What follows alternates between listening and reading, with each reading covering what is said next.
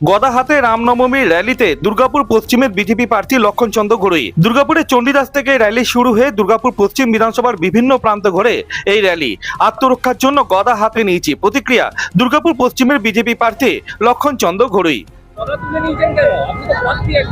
গোদা তোলার সঙ্গে সঙ্গে কিছু নেই। গোদা আমাদের হিন্দু সমাজের রীতিনীতি আছে। মা দুর্গার 10টা অস্ত্র ছিল, আমাদের কাউকে আঘাত করার জন্য নয়, সুরক্ষার জন্য সুরক্ষা রেখেছি। বাংলায় সুরক্ষা নেই, বাংলায় শান্তি নেই, সংস্কৃতি নষ্ট, কালচার নষ্ট হয়ে গেছে। যে কোনো মুহূর্তে আঘাত হচ্ছে, হিন্দুরা আক্রান্ত হচ্ছেন। গোদা হাতে নিজেকে সুরক্ষা রাখার জন্য প্রয়োজন পড়লে গোদাও চলবে, চিন্তা করার কারণ নেই।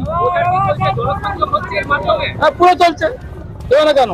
মানুষ চিনে আমাকে, আমাকে ভোট দিয়ে জিতিয়েছে, আমাকে জানে, মানুষ জানে আমি মানুষের কাজ করেছি, রাস্তায় বেরোচ্ছি, মানুষকে আরে বলতে এসেছি বাংলার সুরক্ষা নেই, বাংলার শান্তি নেই, বাংলা মহিলা সুরক্ষিত নেই, যুবরা সুরক্ষিত নেই।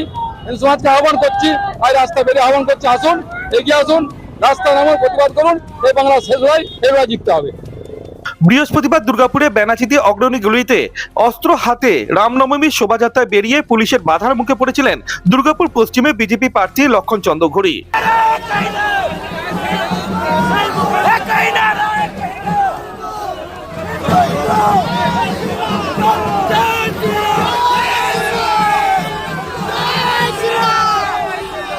এই ঘটনায় রেস কাটতে না কাটতেই শুক্রবার দুর্গাপুর পশ্চিম বিধানসভা কেন্দ্রের অন্তর্গত গ্যামন ব্রিজ সহ বিভিন্ন এলাকায় গদা হাতে র্যালিতে বেরোলেন দুর্গাপুর পশ্চিমে বিজেপি প্রার্থী লক্ষণ চন্দ্র ঘড়ুই।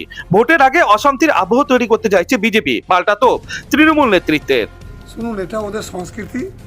আর গতকাল আপনারা দেখবেন যে আমাদের মাননীয় মুখ্যমন্ত্রী বাংলা, আমাদের জননেত্রী, তিনিও বলেছেন যে আমরা হচ্ছে পাণ্ডব পক্ষ আর বিজেপি হচ্ছে কৌরব পক্ষ।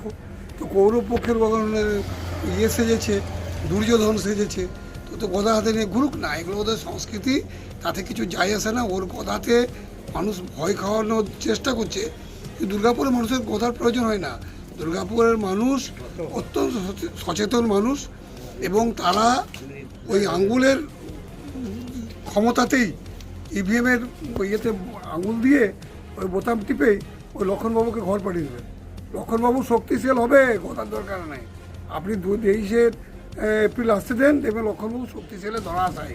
সুতরাং গদা ফদা দেখান, ওগুলোর কিছু যায় আসে না। মানুষ এতে বিভ্রান্ত হবে না, মানুষ এতে ভয় খাবে না, এটা আমাদের দৃঢ় বিশ্বাস। অনুরাধা সেনগুপ্ত রিপোর্ট, খাঁটি খবর, দুর্গাপুর।